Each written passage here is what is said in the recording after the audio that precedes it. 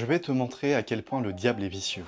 La stratégie la plus destructrice de l'ennemi dans ta vie ne consiste pas à te faire pécher. Elle consiste à t'enlever un seul et unique mot de ton vocabulaire. Regarde ça, au tout début de l'évangile, avant même que Jésus ne fasse le moindre miracle, avant qu'il ne prêche, qu'il ne guérisse un seul malade, le ciel s'ouvre et Dieu le Père parle. Il dit « Celui-ci est mon fils bien-aimé, en qui j'ai mis toute mon affection. » Retiens bien cette phrase. Jésus n'a encore rien fait.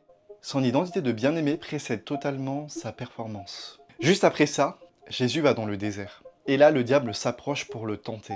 Et écoute très attentivement ce que le diable est en train de lui dire. « Si tu es le Fils de Dieu, ordonne que ces pierres deviennent des pains. » Le diable vient de citer Dieu, mais il a volontairement effacé un mot. Lequel? Le mot bien-aimé.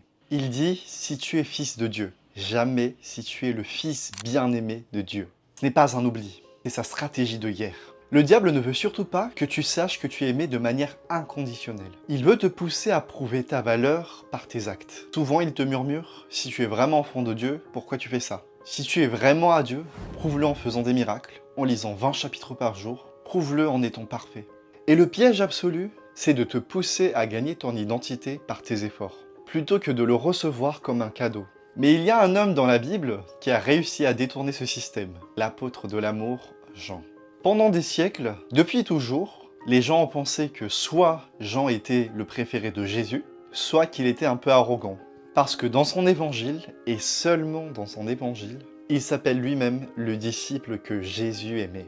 On ne trouve ce surnom que dans l'évangile de Jean, pas dans les autres. Matthieu, Marc, Luc ne l'appellent jamais comme ça. Ce n'était pas un titre officiel, c'était la façon dont Jean se voyait lui-même. Il ne se définissait pas par son rang d'apôtre, ni par ses miracles, ni même ses performances. Il se définissait uniquement par l'amour que Jésus avait pour lui. Et devinez quoi? Pour les résultats, dans les faits, quand la tempête a frappé, quand Jésus a été arrêté, quand Pierre a fui et a renié Jésus, et même quand tout le monde s'est caché, qui est le seul disciple qui est resté debout à la croix, face à la mort de son propre maître? C'est Jean. Un homme qui est ancré dans l'identité de la performance fuira toujours quand il échoue.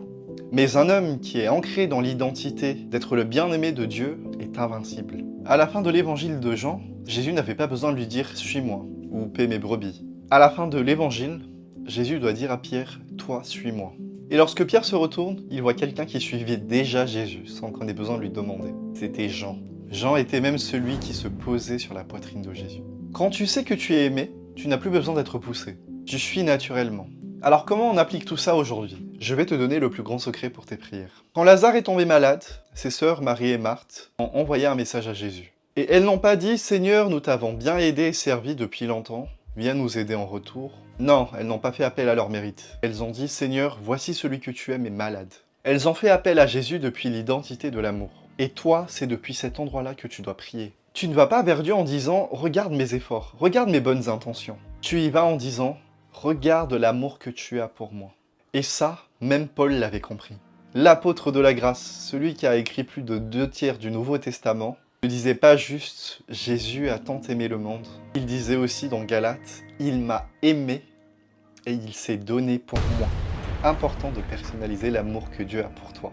Dieu aime tout le monde. La lumière du soleil brille pour tout le monde. Mais certains peuvent utiliser une loupe. Certains peuvent ouvrir leurs fenêtres pour recevoir plus de lumière en eux, pour intensifier la lumière qu'ils reçoivent. La révélation de l'amour que Dieu a pour toi doit être personnelle. Toi.